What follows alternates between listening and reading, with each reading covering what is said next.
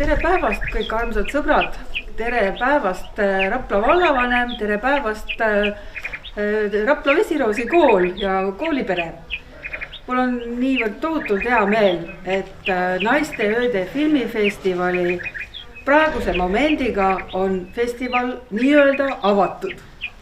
Sellepärast, et see näitus oli meil planeeritud päris esimese üritusena festivali avamisel ja kui kõik muu kolis meil ära veebi, siis see näitus on päriselt ka üleval, nii et mul on hästi hea meel ja loomulikult on mul ka hea meel selle üle, et me saime ühel päeval päris tükk aega tagasi kokku Keskkonnaameti spetsialisti Marika Männiliga ja ma küsisin ta käest, et kas on Keskkonnaametil mõnda niisugust näitust või mingit ekspositsiooni, mida võiks lastele näidata meie festivali raames. Ja Marika oli kohe see mõte, et jah, meil on täiesti üks näitus, mida on vaja natukene võib-olla siin korrigeerida ja see näituseks on siis Hoia, mida armastad ja see on ka suunatud siis koolilastele. Et ma väga tänan, et te olite lahkesti nõus näituse siia üles panema ja ma loodan, et lapsed koos õpetajatega saavad sellest rõõmu ja kuna meie selleaastase festivali teemaks oli keskkond ja keskkonnahoid, siis see ma arvan, et sobib siia nagu väga-väga hästi. Aitäh teile ja head festivali nautimist kindlasti ja head näituse külastamist ja nautimist. Keskkonnaametil on väga hea meel osaleda Raplamaa naiste poolt korraldatud Naiste ööde filmifestivalil ja see näitus, mis nüüd Vesiroosi kooli jääb üles terveks kuuks, oleks tõesti hea võimalus tutvuda selle meie Eesti looduse elurikkusega ja looduskaitse põhimõtetega, sest tahaks, et loodus oleks igaühe sõbraks. Ja selliseks heaks tuttavaks, et me tahame teda hoida ja me teame, miks me teda hoiame. Et loodan väga, et see näitus aitab kaasa ja lihtsalt olge hoitud ja hoiame loodust. Hea NÖFi publik, austatud filmifestivali korraldajad, Keskkonnaamet, Rapla Vesiroosi kool.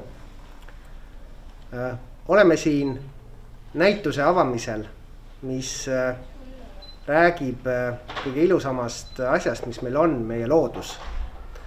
Ja väga hea meel on, et film ja meie Eestimaa loodus on sellel aastal Raplamaa NÖFil 11 leidnud. Ja et meie Rapla Vesiroosi kool seda näitust võõrustab. Nautige filme, nautige Eesti loodust, hoidke neid, hoidke 11. Aitäh! Mul on väga hea meel, et Naiste ööde filmifestival on jõudnud oma noorte tegevuses siis meie kooli, Vesiroosi kooli, kuigi animatsiooni töötuba olude sunnil lükkub edasi, saame ikkagi avada fantastilise näituse Hoia, mida armastad.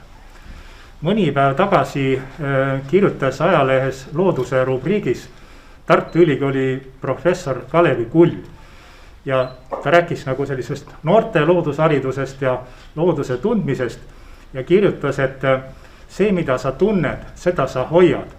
Ja ma arvan, et see on nüüd väga oluline, et need noored, kes siin koolis nüüd seda näitust näevad ja rohkem teada saavad loodusest, looduskaitsest, kindlasti oskavad edaspidi teha arukamaid ja teadlikumaid otsuseid.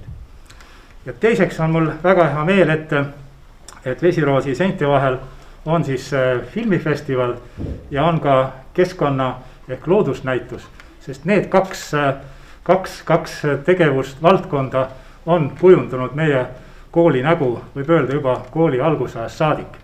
Nii et kena filmifestivali ja head näituse vaatamist ja minul on ka siis Vesiroosid üle anda siis NÖFi eestvedajale Katrin Klaebole.